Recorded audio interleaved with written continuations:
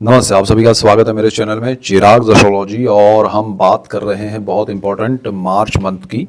और मार्च महीना बहुत ज़बरदस्त है, उसमें भी बहुत सारे ट्रांजिट्स और कॉम्बिनेशंस बन रहे हैं और आपके लिए बहुत सारी चीज़ें लाभदायी हैं, बहुत सारी चीज़ों में आपको ध्यान रखना पड़ेगा। तो क्या है वो? और देखिए, हर समय ये नहीं होता कि सारी चीज़ें अच्छी हों, या हर समय ये नहीं होता है कि सारी चीज़ें बुरी हों। तो आप डरिए मत। कुछ लोग कमेंट्स में लिखते हैं, अरे हमारे साथ तो ऐसा ही होता है। वो आपके पर्सनल चार्ट के ग्रह ऐसे होते हैं, उनकी दशाएं जो हैं वो ऐसी होती है, नक्षत्र, तो वो आपको परेशान कर सकते हैं। लेकिन कॉम्बिनेशंस में अगर कुछ पॉजिटिव है तो वो पॉजिटिव है, नहीं है तो वो नेगेटिव है, तो उसके रिजल्ट्स भी मिलते हैं। लेकिन कंबाइन वे में भी आपको देखना चाहिए आपके पर्सनल चार्ट और दोनों के साथ। वृश्चिक वालों के लिए अगर हम बात करें, Scorpio moon sign and ascendant, ये जो चार्ट है वो मंथ एंड का है, 31 मार्च का है। तो पूरे महीने में ग्रह घूम घाम के जहाँ बैठे हैं, वो क्या फल दे के आपको बैठे हैं, उसकी हम बात करेंगे। और उसमें क्या ध्यान रखना है, प्लस माइनस है, प्रोज एंड कॉन्स है, वो हम समझेंगे। यहाँ पर देखिए, आपके लिए वृश्चिक एक तो मंगल की राशि है। मंगल एक स्ट्रॉन्ग प्लैनेट है, अग्रेसिव प्लैनेट है। और स्कॉर्पियो मून साइन और असेंडेंट, तो मून साइन के लिए अगर आपका साइन मून साइन स्कॉर्पियो है, वृश्चिक है, तो चंद्रमा आपका नीच राशि में रहेगा बर्थ चार्ट में।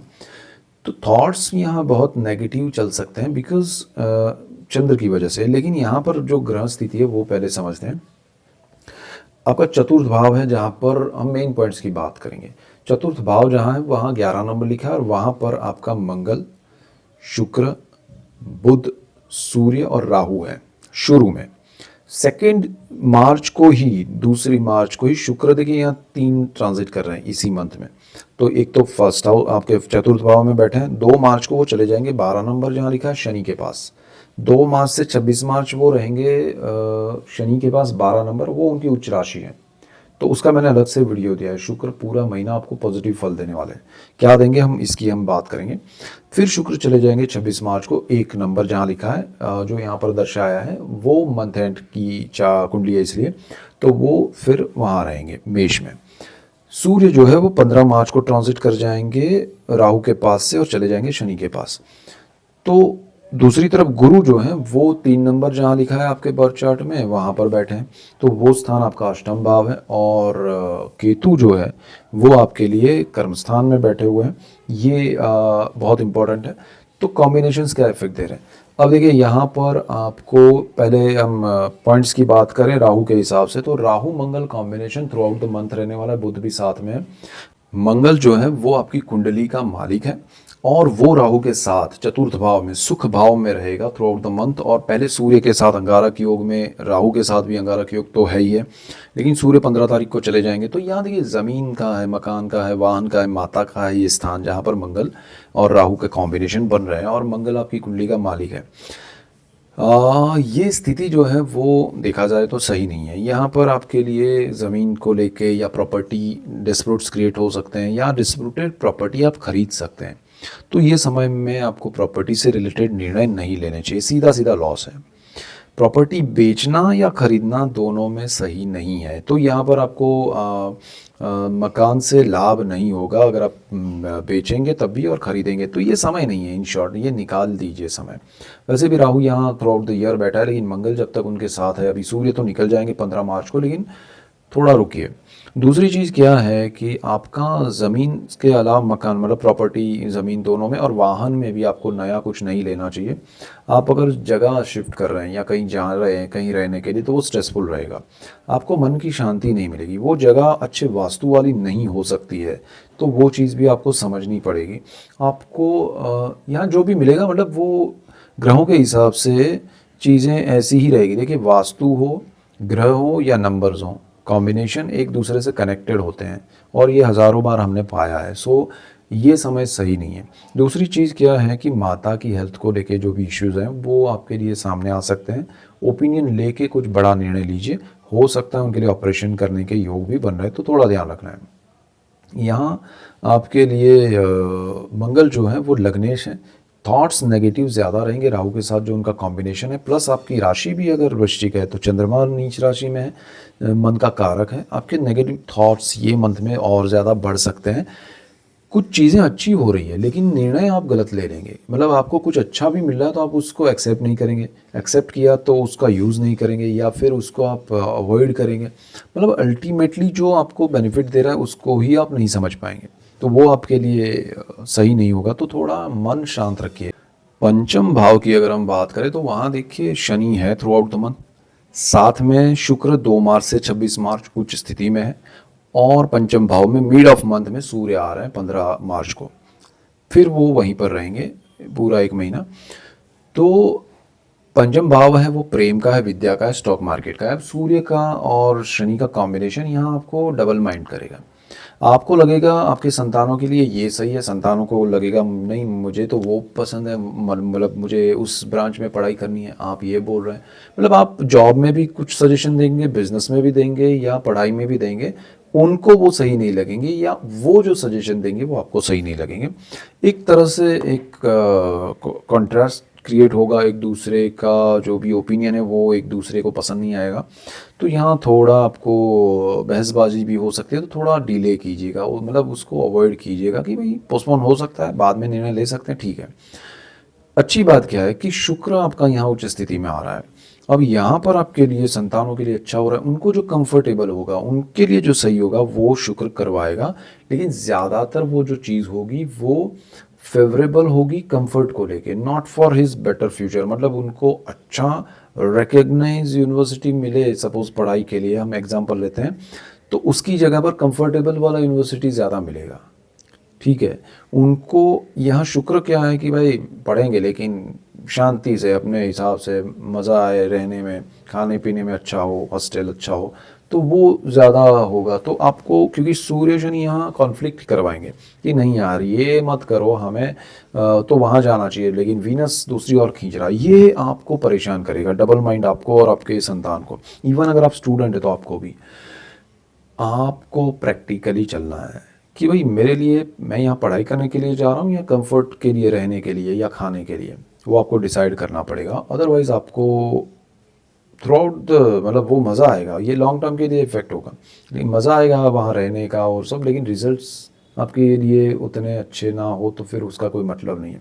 तो ज़रा कंफर्ट को कम यहाँ ध्यान दीजिएगा, बट अल्टीमेटली आपके संतानों के लिए अच्छा है। अगर उनको कोई डिस्कम्फर्ट है तो वो कंफर्ट में कन्वर्ट होगा, उनकी ऑफिस कहें, वर्क प्लेस कहें या पढ़ाई की जगह कहें, अगर उनको स्ट्रेसफुल लग रही है तो वहाँ अच्छा हो जाएगा। तो this is the plus point. अच्छा, उनको कुछ क्रिएटिव ब्रांच में अगर वो पढ़ाई कर रहे हैं तो बहुत अच्छा है। जो लोगों का काम क्रिएटिविटी से जुड़ा हुआ है, ड्राइंग है, म्यूज़िक है, आर्ट है, किसी भी तरह से वो मीडिया से, एंटरटेनमेंट इंडस्ट्री से जुड़े हुए हैं, स्कल्पचर, आर्किटेक्ट, डिज़ाइनिंग से जुड़े हुए हैं, तो उनके लिए बहुत अच्छा समय है। शुक्र जो है वो यहाँ पर उच्च स्थिति प्राप्त कर रहे हैं, और दूसरी चीज़ क्या है कि शुक्र जो है वो सप्तम भाव के भी मालिक है। अब सातवां जो स्थान है वो प्रेम का, विद्या का, संतान का, प्रेम का, सातवां जो स्थान है वो शादी का है, तो प्रेम के स्थान में वो बैठे हैं, सॉरी।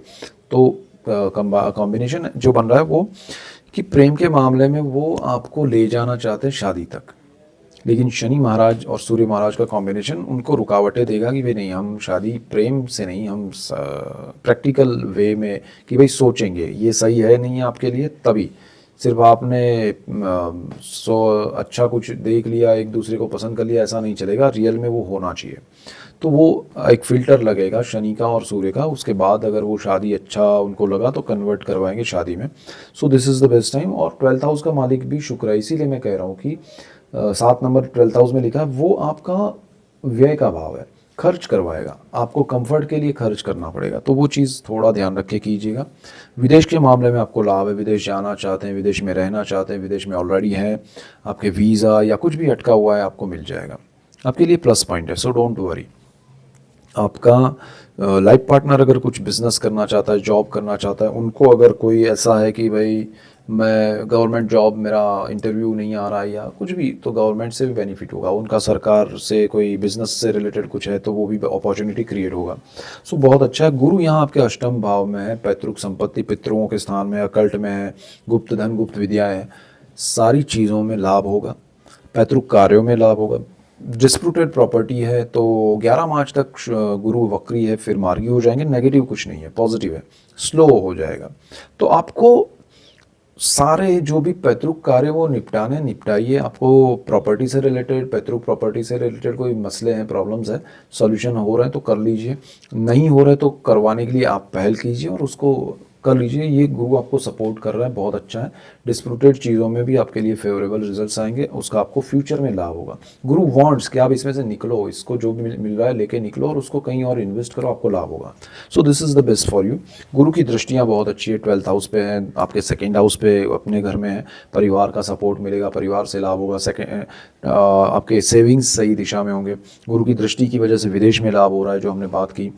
और आपका जो चतुर्थ भाव है वहाँ भी गुरु की दृष्टि है, तो वो आपको इंट्यूशन दे रहा है कि भाई ये मत खरीदो प्रॉपर्टी, ये मत बेचो, तो वो ज़रा ध्यान रखना है। माता पिता के साथ आपको दोनों की हेल्थ इश्यूज़ जो हैं उस पर ध्यान देना है, कोई बड़ा निर्णय नहीं लेना है। और कर्मस्थान में आपका केतु बैठा है, कर्मस्थान में आपका जो केतु बैठा है वो बहुत इंपॉर्टेंट है। आपको बार बार उकसाएगा कि छोड़ दो जॉब, काम छोड़ दो, कुछ नहीं करना है। नहीं, ये आपको ध्यान रखना है कि हमें कुछ नहीं करना है, अपना जो काम चला है उसको निभाना है, अच्छे से करना है। पिता के लिए जो भी आपके रिलेशन है, बॉन्डिंग है, वो थोड़े कम हो सकती है या डिस्टेंस बढ़ सकता है, लेकिन डोंट वरी, वो ज़्यादा उस पे मतलब ये बातों पे फोकस ही नहीं रखना है कि क्या और हमें अच्छा करना है, बस दैट्स इट। केतु के हिसाब से मत चलिएगा, वहाँ राहु की भी दृष्टि है, मंगल की भी है, उकसाएगा आपको। और ये घर सूर्य का है, वो जो ग्रहण में है वो शनि के साथ है, तो ये स्थान आपका थोड़ा दूषित है, थोड़ा ध्यान रखिए। आपका कार्यक्षेत्र थोड़ा सही नहीं है, तो जो चल रहा है उसमें कुछ मत कीजिए, वरना परेशानी आएगी। पर्सनल चार्ट के ग्रह यहाँ सपोर्ट करेंगे तो अच्छा है। बहुत सारे वृश्चिक वाले जॉब छोड़ के या अपना बिजनेस में कुछ रॉन्ग निर्णय लेके बैठ सकते हैं, थोड़ा ध्यान रखना चाहिए। बाकी सब सपोर्ट जो कर रहे हैं उसका आपको बेनिफिट उठाना चाहिए, जो ग्रह दूसरे, तो इसमें कुछ नहीं करना है। जहाँ आपको स्ट्रेस है लग रहा है, जहाँ आपके ग्रह सही नहीं है, तो उस चीज़ को हिलाना नहीं है, बाकी सब चीज़ों में आगे बढ़ना है। सो ये अच्छा रहेगा आपके लिए। और ये मेन पॉइंट्स है आपके लिए, ऐसे ही डिटेल वीडियोस लेके आ रहा हूँ, इसलिए आपको मेरा चैनल चिराग एस्ट्रोलॉजी लाइक करना है, शेयर करना है, सब्सक्राइब करना है, बेल आइकन जरूर दबाए, तुरंत नोटिफिकेशन मिलेगा, आपको लाभ होगा, और आपको लाभ होगा तो मुझे खुशी होगी। So that's it for today, keep watching Chirag astrology. Thank you for watching, God bless you and goodbye, thank you.